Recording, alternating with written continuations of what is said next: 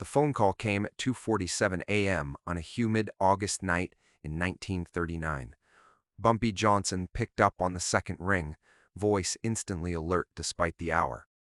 On the other end, Billie Holiday's manager was hyperventilating, words tumbling over each other in panic. Billie had been performing at the Cotton Club downtown, finishing her last set around midnight. She'd been wearing her signature diamond bracelet and pearl necklace, gifts from admirers worth thousands. Two men had been waiting in the alley. Brooklyn accents, guns. They'd taken the jewelry right off her skin, held a gun to her temple while they did it. Then they disappeared into the Manhattan night like smoke. But that wasn't the part that made Bumpy sit up straight in bed, feet hitting the cold floor. The part that changed everything was this. The men had left a message. They wanted Billie to know exactly who'd sent them. A Brooklyn mobster named Frankie the Fixer Costello, and they wanted everyone in Harlem to know that Italian muscle could walk into the neighborhood's crown jewel establishment, put hands on Harlem's most beloved voice, and walk away untouched. It was a test, a public humiliation designed to answer one simple question. Who really controlled New York City's nightlife? Who really had power in the city, where the lines between boroughs were drawn in blood and respect? Bumpy hung up the phone. His wife Mame watched him dress in the darkness, pulling on a charcoal suit, straightening his tie in the mirror. She didn't ask where he was going. After 15 years of marriage, she already knew.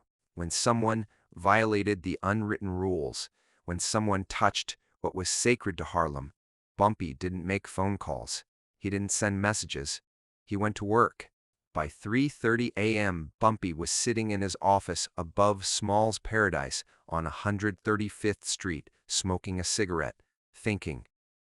The overhead fan turned lazy circles, cutting through the summer heat outside. The street was finally quiet after Friday night's chaos. Inside, Bumpy was doing what he did best, playing chess while everyone else was playing checkers. See, most men would have responded with immediate violence. Grab some soldiers, drive to Brooklyn, shoot up Costello's social club, declare war. It's what Costello was expecting. It's what he wanted. An excuse to escalate, to bring the full weight of the Italian families down on Harlem's independent operators, to finally absorb the neighborhood's lucrative numbers, rackets, and nightclubs into the five families' empire. But Bumpy Johnson didn't become Harlem's most respected figure by being predictable. He understood something that Frankie Costello and most of the Italian mobsters downtown didn't understand. Real power wasn't about who could inflict the most violence. Real power was about who commanded the most respect, and respect came from protecting your people, honoring your word, and making examples that taught lessons, without starting wars. Billie Holiday wasn't just a singer. She was Harlem's voice, its soul made audible. When she sang Strange Fruit at the Cotton Club, grown men cried. When she walked down 125th Street, people stopped to speak to her, to touch her hand, to tell her what her music meant to them. She was beloved, and in Harlem, beloved meant protected, meant sacred, meant untouchable. Costello putting hands on her wasn't just robbery, it was desecration. It was a violation of something spiritual, and it demanded a response that matched the offense. By 4:15 a.m., Bumpy had made 3 phone calls. By 5 a.m., he was in his Cadillac heading toward Brooklyn, alone. No soldiers, no guns visible, just Bumpy Johnson in an expensive suit, driving into enemy territory like he was going to Sunday service. The thing about Frankie the Fixer Costello that most people didn't know, he wasn't a made man. He operated on the edges of the Genovese family's territory, handling problems that required a certain kind of ruthlessness. He fixed things permanently. He'd earned his nickname by making troublesome people disappear. Union organizers, rival bookmakers, witnesses who talked too much. He was useful to the families without being part of them, which made him ambitious, hungry. Dangerous in the way that men without official protection are dangerous because they're always trying to prove they deserve a seat at the table. Kidnapping Billie Holiday's jewelry was his play for recognition. His way of showing the bosses he could disrespect Harlem's so-called untouchables and get away with it. His audition for a higher position in the organization. What he didn't understand was that Bumpy Johnson had been playing this game since before Frankie could shave. Bumpy pulled up to Costello's social club on DeKalb Avenue at 5:47 a.m., just as dawn was breaking pink and orange over Brooklyn's rooftops. The club was a narrow storefront between a butcher shop and a barber, the kind of place with newspaper covering the windows and a single red door. Two men stood outside, muscle, thick-necked and dull-eyed, the kind who got paid to stand and look intimidating. Bumpy got out of his car slowly, making no sudden movements. The two men straightened, hands moving toward their waistbands. Bumpy smiled. Not a friendly smile. The kind of smile that made smart men nervous. "Tell Frankie that Bumpy Johnson wants to talk business," he said calmly, voice carrying in the quiet morning. "Tell him I came alone, as a sign of respect." The two men exchanged glances. One disappeared inside. 3 minutes passed. Bumpy stood next to his Cadillac, patient as stone, watching the sunrise. Finally, the door opened. The muscle gestured him inside. The social club smelled like stale cigar smoke, spilled beer, and something else. That particular scent of places where violence was always just beneath the surface. Frankie Costello sat at a table in the back, playing solitaire with a deck of cards worn soft from use. He was smaller than Bumpy expected, maybe 5'8", with slicked back hair and a thin mustache that made him look like a silent film villain. He wore a purple silk shirt, unbuttoned at the collar, gold chains visible against his chest hair. 4 other men stood in the shadows around the room, all armed, all watching. Costello didn't look up from his cards. A power move, making Bumpy wait, making him stand there like a supplicant seeking an audience. Bumpy let the silence stretch. He understood patience. He understood that men who needed to prove their power were already insecure about it. Finally, Costello spoke, still not looking up, long way from Harlem. "Bumpy, you lost?" "I came to discuss a business matter," Bumpy said quietly. "You took something that belongs to Miss Holiday. I'm here to arrange its return." Now Costello looked up, eyes glittering with amusement. "Took? That's a funny word. My boys collected a debt. That Shine Singer's been using our protection without paying proper tribute. We just balanced the books." The room got very quiet. The racial slur hung in the air like smoke. It was deliberate. Another test, see if Bumpy would react with anger, with violence, with predictability. Bumpy's expression didn't change. "Here's how this is going to work," he said. Voice still quiet, still calm. "You're going to return every piece of jewelry your people took. The diamond bracelet, the pearl necklace, the gold ring, everything. You're going to have it delivered to my office by noon today, and you're going to include a written apology to Miss Holiday." Costello laughed. Actually laughed. His men joined in, nervous chuckles echoing around the room. "Or what?" Costello asked, leaning back in his chair. "You gonna start a war over some costume jewelry? You got 4 guns pointed at you right now, and you walking in here making demands. Or," Bumpy said, and something in his tone made the laughter die instantly, "I'm going to call in a favor." Costello's smile faded slightly. "What favor?" 3 years ago, Bumpy said, voice taking on the quality of a history teacher reciting facts, "your cousin Dominic was running numbers in Red Hook. He got sideways with some colored soldiers returning from the war. Men who didn't appreciate how he was treating people in their neighborhood. They were going to kill him. Would have been justified. But I made a phone call.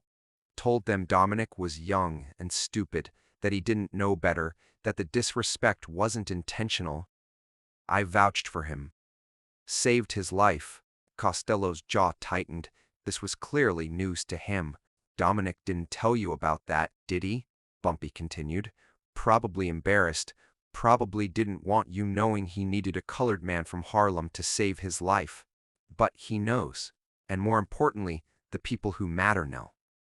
The bosses know.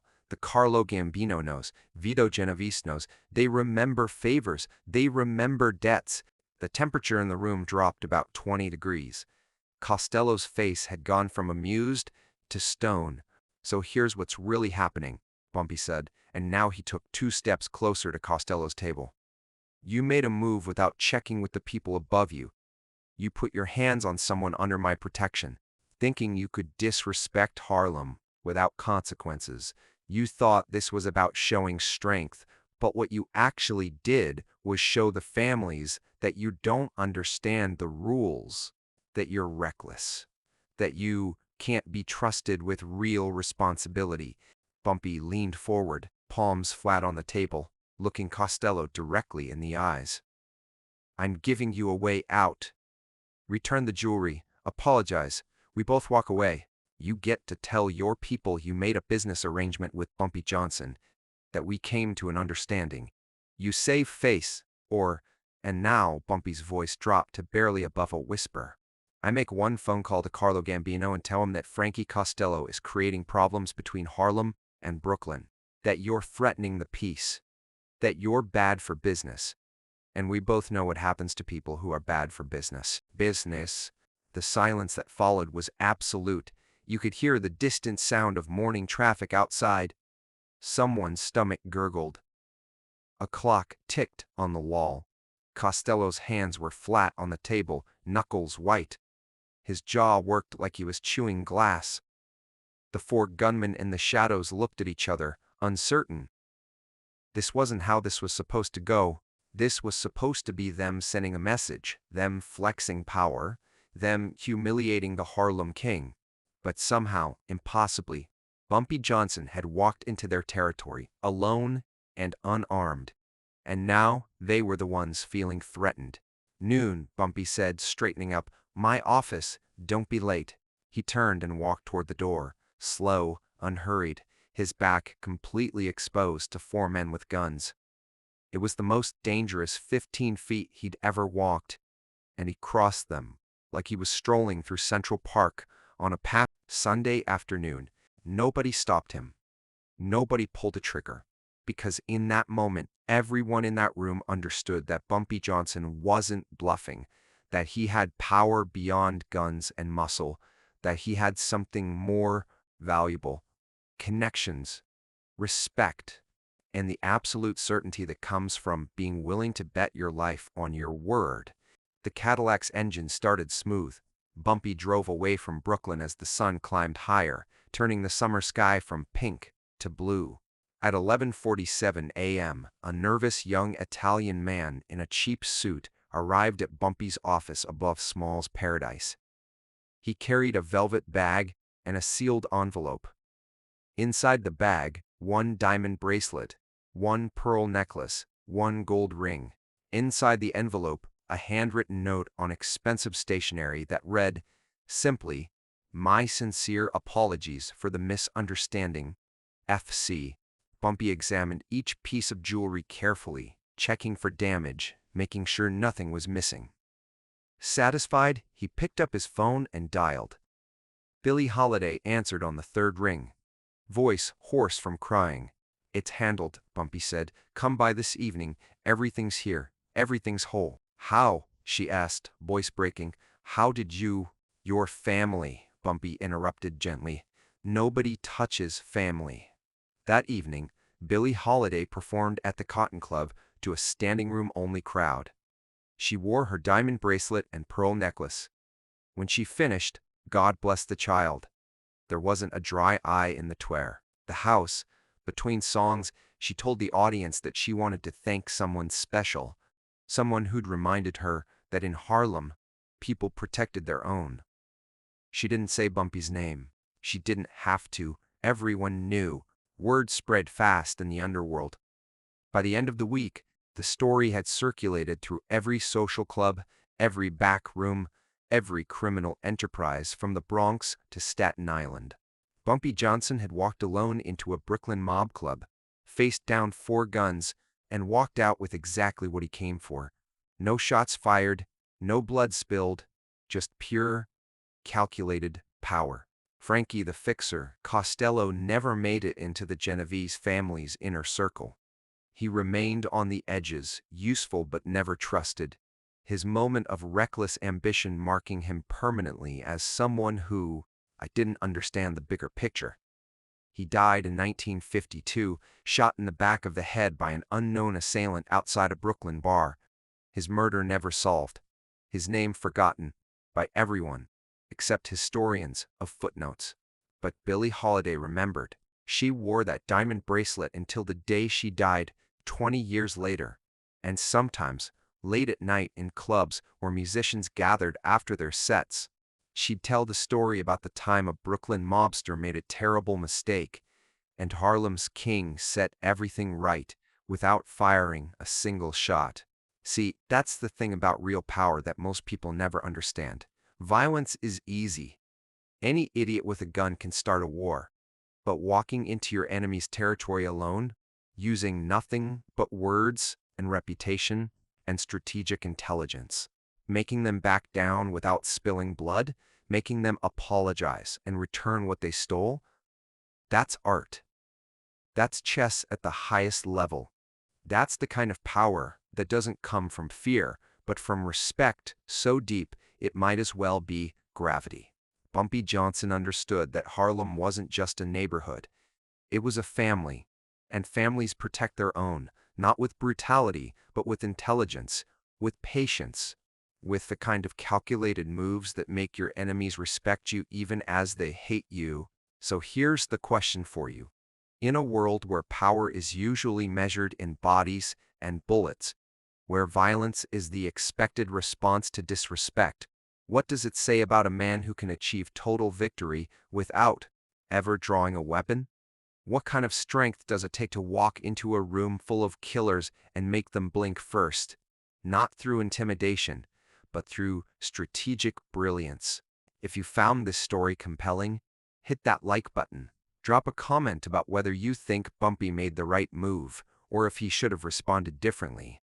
And subscribe for more stories about the legends who shaped America's criminals. Underworld, the strategic minds who understood that the most dangerous weapon isn't a gun, it's intelligence, combined with absolute conviction, because in the end, respect isn't given, it's earned, and nobody earned it quite like Bumpy Johnson.